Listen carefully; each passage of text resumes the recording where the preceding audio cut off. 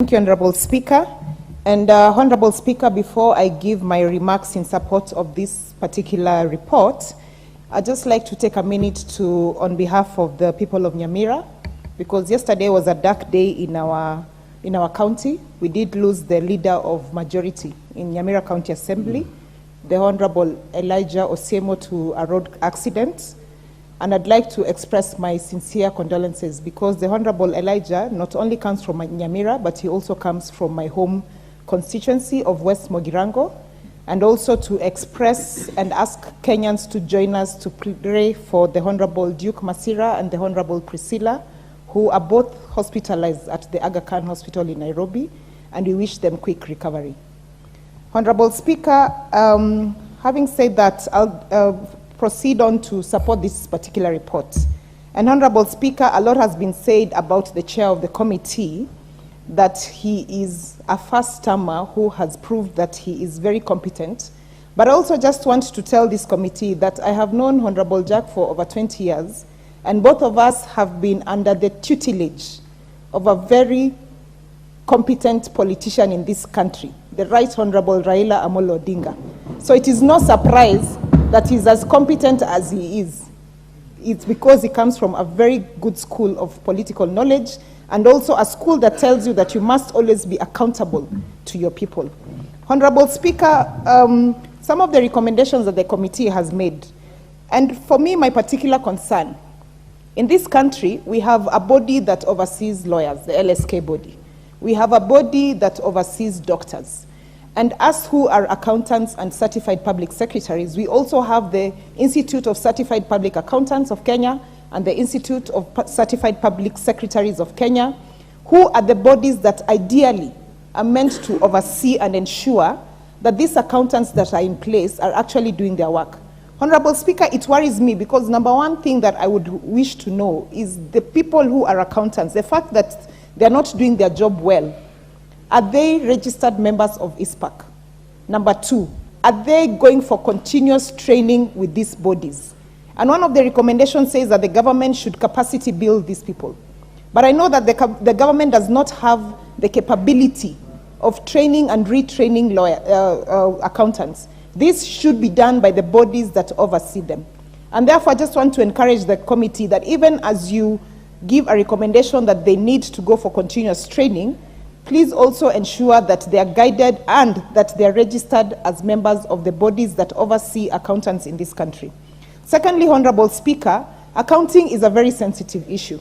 This is the person who oversees and checks if there are any spillovers, any embezzlement that are being done in these institutions. And the institutions that the committee lists are very serious committees. These are the committees that oversee education and especially higher education in our country. How do we know that we are not having embezzlement of funds, that we are not having gaps in terms of institutional management, when we already have people who it is claimed that they are not even competent in what they do? Honorable Speaker, we have been told by the committee that Section 68 of the PFM Act is not being followed. This is an extremely serious offense, Honorable Speaker. It's like saying that a lawyer who comes, an advocate who comes to testify and to support their matter in court are not following specific regulations in the law. And therefore, they should actually be disbarred when they don't do that. That's a very serious offense. And I do hope that the punitive measures that the committee is actually proposing are in such a manner that it teaches a lesson and it passes a very strong message to anyone who tries to go against it. Honorable Speaker, I also like the fact that they're recommending that only projects that have guaranteed funding should ideally be funded. Because we don't have to have a situation where we are having so many projects that have been started, so many projects that have been stalled, and there is no funding, or in other situations, funding has actually been provided, but because it has not been accounted for properly, we don't know where the money has gone.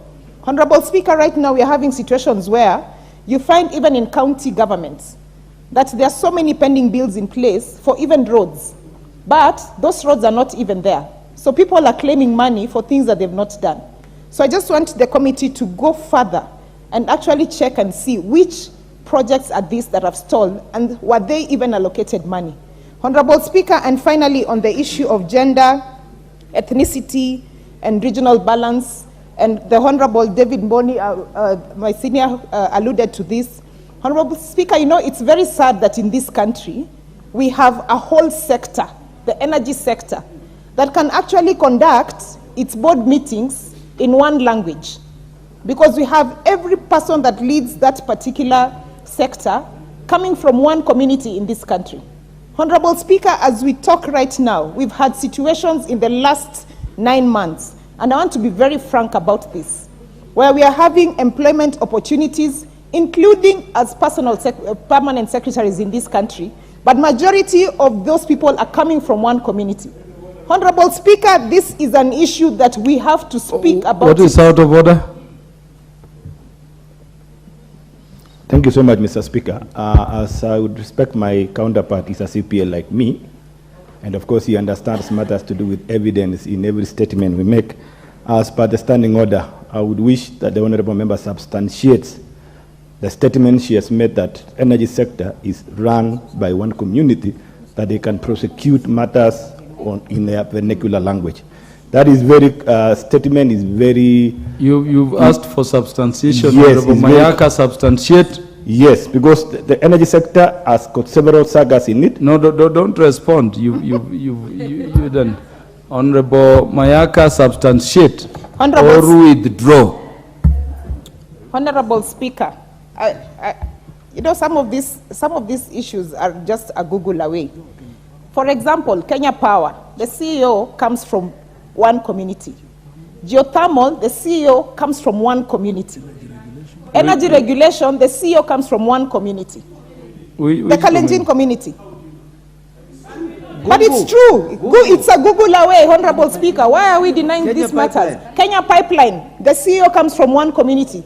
That is why I'm saying all these people, when they're having a meeting on matters energy, they can actually conduct their proceedings in one language. Honorable and Ubaya, what is out of order? From that same community. Honorable Speaker, you know, it's very unfortunate that just because someone bears a name that resembles another person, how do you know that person is from that ethnic community?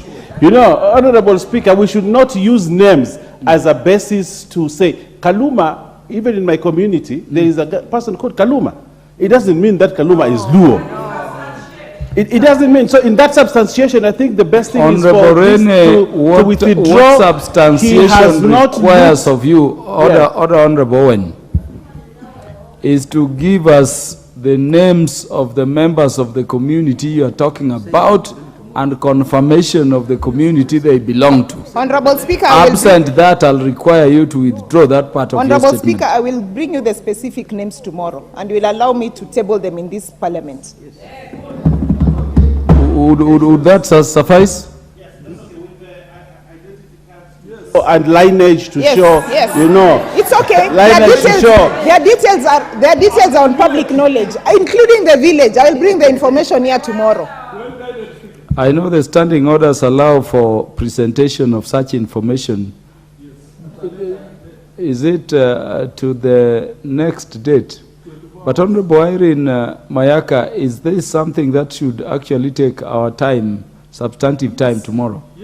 Yes, it is. It is a serious matter, Honorable Speaker, because it is a substantive matter in this particular report on gender and ethnicity and regional balance in this country. And Honorable Speaker, I thought we were debating the report. The report concerns the education sector, not the energy sector.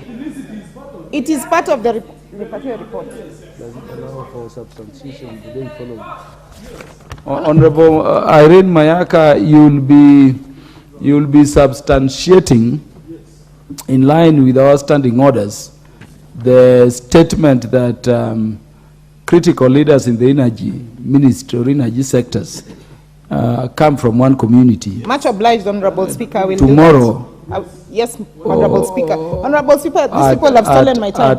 When Parliament sits. Much when obliged. Parliament sits tomorrow afternoon, when the Speaker who would be presiding will grant necessary leave that you do so. Much obliged, Honorable Speaker. Yeah, you may proceed to conclude. I kindly request that that clock be returned back to Amber because my time has been stolen by very many people. Wind up. Wind up. We are running out of time.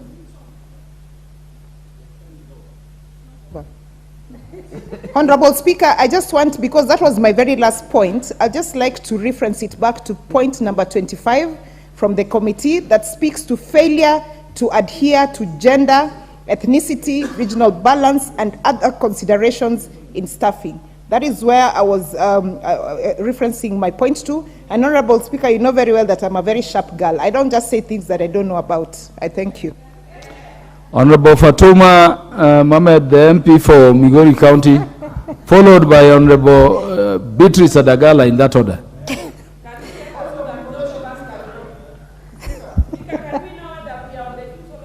My time